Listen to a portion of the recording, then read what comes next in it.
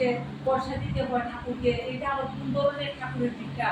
অন্য অন্য গুরুদেবের তো পয়সা দিতে লাগে না, এই যে পয়সা দিতে হয়, এখানে একটা আমি একটা কথা বলছি যে দিদি ভাই তোমার আমাদের গুরু মানে দীক্ষিত আশ্রিত, উনি কেমন অসুস্থ, মানে উনার মনে বারবার বলছে যে উনি ভাববেন না, উনি মারা যাবেন, উনি বিছনা সজ্জাগত, আর তিনি দুই চোখ দিয়ে জল পড়ে আর শুধু কেঁদে কেঁদে ঠাকুরকে বলে, মনে মনে বলে, ঠাকুর আমি তোমার চরণে নিবেদন করি যে আমি কি বাঁচবো ঠাকুর, আমি যে অসুস্থে ভুগছি, আমাকে রাস্তা দেখাও ঠাকুর, আমি যেন সুস্থ হয়ে উঠি, তুমি আমাকে রাস্তা দেখাও। ঠাকুরকে কিন্তু কোনো সময় অর্ডার দিতে নেই যে ঠাকুর তুমি আমাকে ভালো করিয়ে দাও, ওই কথা বলতে মানে এইভাবে কথা বলতে হয় যে ঠাকুর তুমি আমাকে রাস্তা দেখাও, আমি কি করবো, আমার মনে হয় যেন আমি আর বাঁচবো না, আমি দিন দিন নিস্তেজ হয়ে যাচ্ছি, আর বুকে আক্রান্ত হয়ে যাচ্ছি, আমি কি করবো ঠাকুর তুমি আমাকে রাস্তা দেখাও। তখন দিনের পর দিন এই প্রার্থনা, দিদির প্রার্থনা শুনে ঠাকুর আর ঠিক থাকতে পারলেন না। ঠাকুর দিদি যখন ঘুমিয়ে আছেন, স্বপ্নেতে এসে দিদিকে বললেন যে আমাকে 5টা টাকা দিবি। তখন দিদি ঘুম ভেঙে গেল। তো ঘুম ভেঙে গিয়ে দিদি কি করলো, দিদি উঠে সকালবেলা উঠে কি করলেন, 5টা টাকা একটা কৌটার ভিতরে ঢুকিয়ে দিদি ওই টাকাটা নিয়ে ঠাকুরের কাছে নিয়ে রাখলেন সিংহাসনের মধ্যে। তো এই যে টাকাটা রাখলেন, তখন প্রতিদিন দিদি একটু একটু করে সুস্থ হয়ে উঠতে লাগলেন। তখন দিদি অবাক হয়ে গেলেন যে ঠাকুর এত দয়ালু, ঠাকুর এত করুণাময়ী, এই যে ঠাকুর আমাদের মনে হয় যে ঠাকুর কত জানি কতটা মানে কঠোর, কিন্তু এই কথাটা শুনে আমার মনে হয় ঠাকুর যেমন মুখের মতন গলে যায় কত ডাক শুনলে, এমনই মনে হয়। তখন কি করলেন, দিদি যখন ধীরে ধীরে সুস্থ হয়ে উঠলেন, তখন দিদি আর ঠাকুরকে ভুলতে পারে না যে ঠাকুর তোমার এত দয়া, তুমি আমাকে একদম ওষুধ না খাইয়ে সুস্থ করে দিলে, আর এতদিন ওষুধ খেয়েও আমি সুস্থ হয়ে উঠিনি। তখন দিদি কি করলেন, দিদি সুস্থ হয়ে দিদি সিদ্ধান্ত নিলেন দিদি দেওঘর যাবে। তখন ঠাকুর ছিলেন, ঠাকুর তখন দেহত্যাগ করে দিন। তখন কি করলেন দিদি, এই 5টা টাকা নিয়ে দিদি দেওঘর চলে গেলেন। গিয়ে ঠাকুরের কাছে গিয়ে দুই চোখ ভেদ দিদির জল পড়ছে যে ঠাকুর আপনি এত দয়াময়, আপনি আমাকে স্বপ্নে দেখিয়েছেন যে 5টা টাকা আপনি চেয়েছেন আমার কাছে, আমি পরের দিন সকালবেলা ঠাকুরকে কি আর চোখে দেখা যায়, ঠাকুরকে কি আর টাকা দেওয়া যায়, আমি টাকা কৌটাতে ঢুকিয়ে রেখেছি, আমি ওই 5টা টাকা আমি নিয়ে এসেছি, ঠাকুর হাত পেতে ওই টাকাটা নিলেন না। তাহলে এবার ভাবুন তো আমাদের ইষ্টনীতি কি, আমরা এই ইষ্টনীতিকে ঠাকুরের স্বার্থে দিয়েছে না আমাদের স্বার্থে দিয়েছে, আমাদের স্বার্থে। আমরা ইষ্টনীতি করলে আমাদের এই যে জীবনে বাধা বিঘ্ন এগুলি কেটে যায়, আমাদের দুঃখ সুখ, আমাদের বড় বড় বিপদ থেকে আমরা আমরা কেটে উঠি।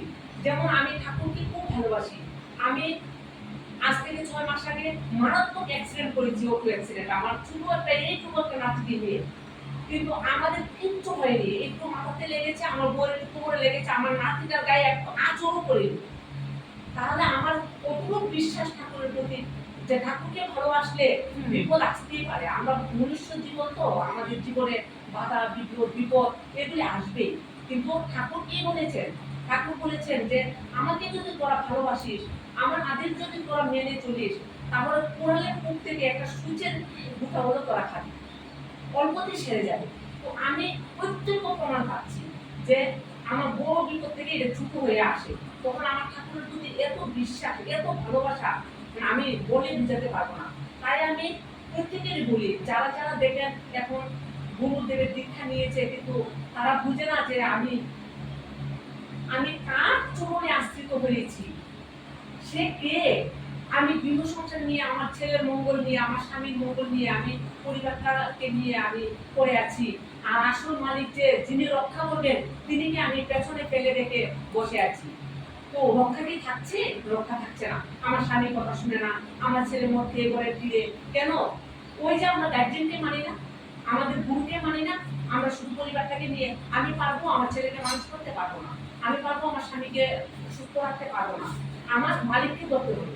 আমি যদি তাদেরকে রক্ষা করতে হয় তাহলে আমার মালিককে ধরতে হবে। তো দেখা যায় আজকে যে ডিপি ওয়ার্ক দিয়েছে মানুষকে, যে মানুষের বাড়ি বাড়িতে যেতে, অনেকেই দীক্ষা নিয়ে একদম একদম ঠাকুরকে ভুলে বসে আছে, তাদেরও দোষ নেই, তাদের দোষ নেই বলেই তো ডিপি ওয়ার্ক। ওই দিদি গুরু বোনরাকে বলছে যে তোমরা গিয়ে তাদেরকে বুঝাও, তাদেরকে আবার ঠাকুরের সঙ্গে যুক্ত করিয়ে দাও, তাদের আমি ভুল বলছি না, কারণ তারা গৃহ সংসারের আগে পরে হয়তো ঠাকুরকে ভুলে আছে, তাদেরও দোষ নেই। তো দিদিরা ঘরে ঘরে যাচ্ছে, দাদারা ঘরে ঘরে যাচ্ছে, গিয়ে বুঝাচ্ছে যে ঠাকুরের সঙ্গে তোমরা যুক্ত হও, তোমরা ইষ্টভূতি করো, ঠাকুরের নির্দেশ পালন করে চলো।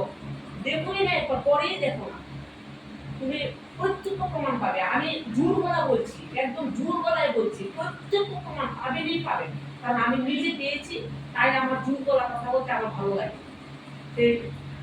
আমি এই দিদির ঘরে এসে খুব ভালো লেগেছে। আমি আশা করব দিদি ঠাকুরকে মাথায় করে নিয়ে যেন চলে, আর ঠাকুরের ইষ্টনীতি, ঠাকুরের কাজ যেন সঠিকভাবে করে, আর পাড়া প্রতিবেশী সবাইকে নিয়ে মিলে মিশে যেন ভালোভাবে চলে। কারণ ঠাকুর, শ্রী ঠাকুর বলেছেন যে কম খাও, বেশি হাঁটো, হাসো বেশি, মানুষকে ভালোবাসো বেশি। তো ঠাকুরের এই বাণী নিয়ে যে দিদি চলে, প্রতিবেশীকে নিয়ে হাসি খুশি নিয়ে। তো এই বলে আমার আলোচনা এখানে রাখলাম। আর কোন মুহূর্তে আমার বোন বাবু যে আছে, উনি কিছু বলবেন আপনাদের কাছে ঠাকুর সম্বন্ধে, আপনারা শুনবেন। জয় গুরু।